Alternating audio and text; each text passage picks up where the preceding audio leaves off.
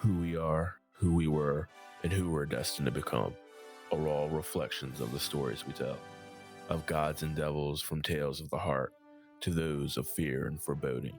Stories shape us in the world we live in. Myths, folk tales, and even religious parables all define our cultures and beliefs. In each episode of Faith and Fear, we will dip our toes into the comparative narratives spanning the globe, considering the concepts and archetypes common to us all.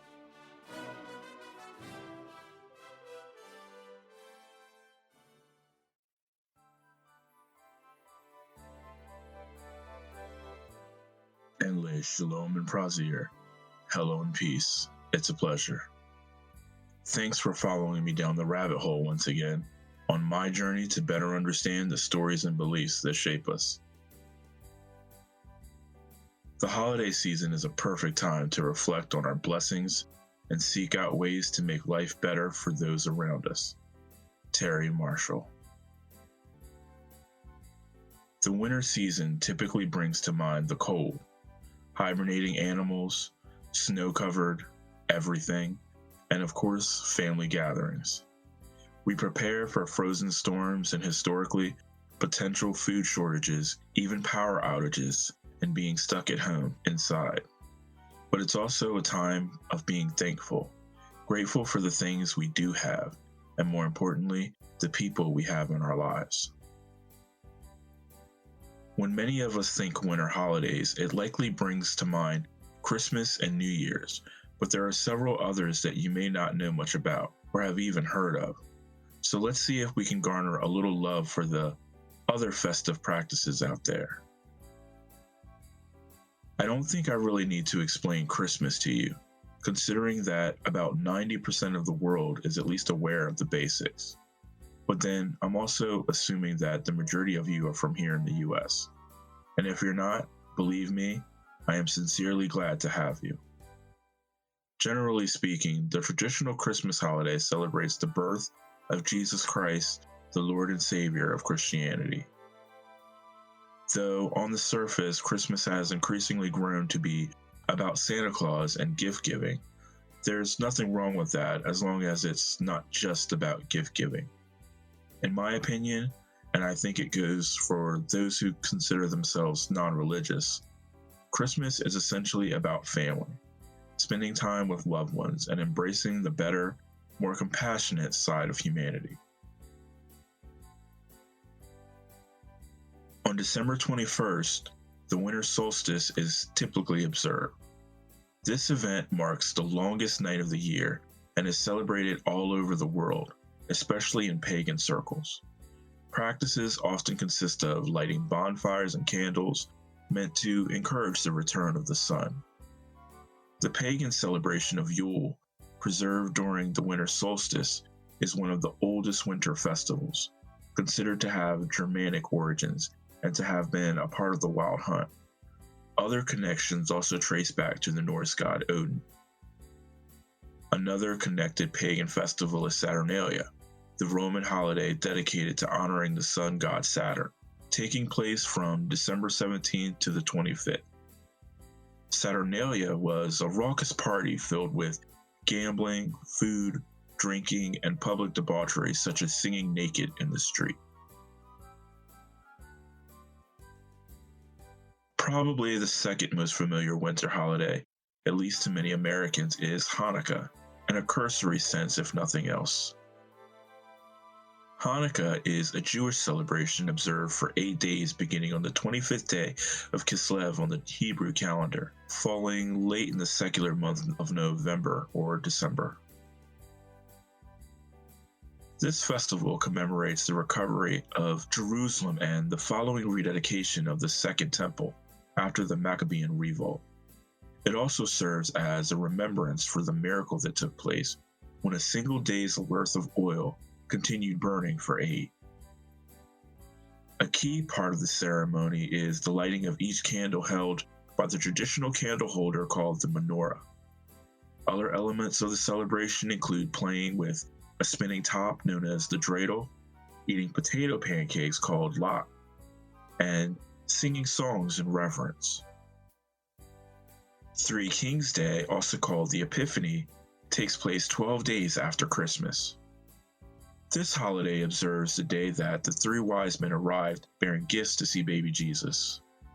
As mentioned in last week's episode, Spain celebrates this day with many children receiving their Christmas presents. Similarly, on January 5th, Puerto Rican children place a box filled with hay underneath their bed, hoping the three kings will leave them gifts. The French often bake a king cake with a small toy or coin hidden inside to celebrate. The Feast of St. Lucy, celebrated as St. Lucia Day, the Festival of Lights, is a Christian holiday observed in Swedish-speaking countries on December 13th. One of the earliest Christian martyrs, St. Lucia is honored by many Swedish girls dressing up in long white dresses wrapped in red sashes as Lucia brides. The brides, wearing a wreath of lit candles atop their heads, sing songs waking their families from their slumber, greeting them with saffron buns called Lucia cats and coffee. St. Nicholas Day, the Feast of St. Nicholas, remembers St. Nicholas of Myra, the inspiration for Father Christmas and Santa Claus. Still honored in many Christian European countries on December 6th, the anniversary of his death, St. Nicholas was known for kindness and compassion towards children. His celebrations are carried out with food, parades, and gift giving. The week-long celebration of African American cultural heritage, known as Kwanzaa, is observed from December 26th to January 1st within many North American communities. Established in 1966 by a professor of African Studies, Maulana Karenga, Kwanzaa, meaning first fruits, recognizes traditional African harvest festivals with the purpose of celebrating the tenets of family life and unity.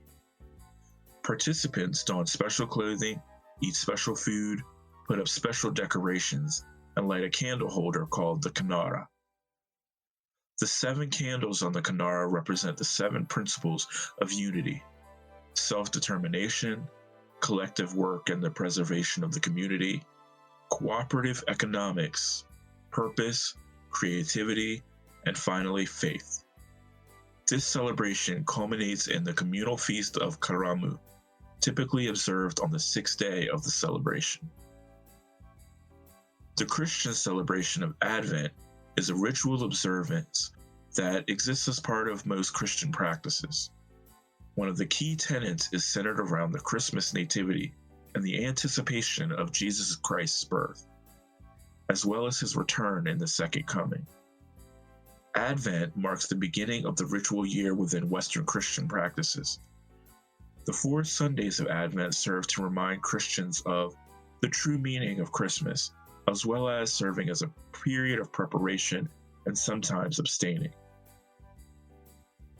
On December 8th, the Buddhist holiday known as Bodhi Day celebrates the day Siddhartha Gautama, the historical Buddha, became enlightened. This tradition believes that on this day, Siddhartha chose to meditate under a peepal tree until he discovered the root of all suffering and was able to set himself free from it. Typical practitioners observe the holiday by partaking of cake and tea, studying the Dharma, chanting Buddhist sutras, meditating, or carrying out acts of kindness towards others. The 9-day celebration of Las Posadas is a novenario, 9 days of prayer, observed between December 16th and December 24th. Christian Latinos observe the holiday by organizing a procession that travels from home to home, carrying a candle shielded by a paper lampshade, commemorating the Virgin Mary and St. Joseph's search for shelter and a place to rest for the birth of Jesus. Eventually, the procession ends with food, singing, and the breaking of a piñata when the final destination is reached, usually a church or a specific home. This year, the 5-day Hindu Festival of Lights, called Diwali, was observed on November 4th, but dates can vary. Diwali roughly translates to row of lamps, as part of the celebration entails representing the triumph of good against evil by lighting a number of small clay lamps. The festival, celebrated by Sikhs, Jains, and Hindus all over the world, symbolizes the victory of light over darkness and the attainment of nirvana by the Indian sage Mahavira. Traditions involve participants wearing new clothes during the festival, eating sweets with loved ones, and setting off fireworks. Seemingly a bit of a short list, I've done my best to hit the high notes. But please, if you feel I've missed anything or misunderstood one of these practices, by all means, you're welcome to message me on Twitter, Instagram, or the Facebook page. I look forward to hearing your feedback. I know it's been a long year for all of us, and for many, this season often adds to their pre-existing stress.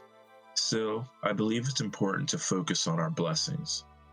Whatever it is you celebrate, you should do so with all of the joy and hope you can muster. And if you don't believe in anything in particular, or nothing at all, choose to simply concentrate on whatever positives you can find. It'll likely be just as powerful. Well, that's my 2 cents at least. Life is rough, there's an ebb and flow to it, so I believe it's important we celebrate the good when we can, and even more important that we celebrate each other. If you are struggling, remember you're not alone. There's help out there if you need someone to talk to. Numbers to call where there are those who will listen. So keep your head up and always, always keep moving forward. I'm afraid it's time I sign off. Don't forget, over the next couple of weeks, I will be on vacation and preparing for future episodes. Season 2 of Faith and Fear, in fact. For now, Assalamu alaikum and Namaste. Peace be with you until we meet again. Thanks for listening to me as I've nerded out about stories and beliefs. Join me next time as I journey down the rabbit hole once again by subscribing and listening wherever podcasts are available. Leave me a comment about what you think. 5-star reviews are always great and help others find the podcast. And lastly, share with someone you think might get something out of these conversations. Who knows? Maybe then we'll be one step closer to glimpsing the true nature of faith and fear.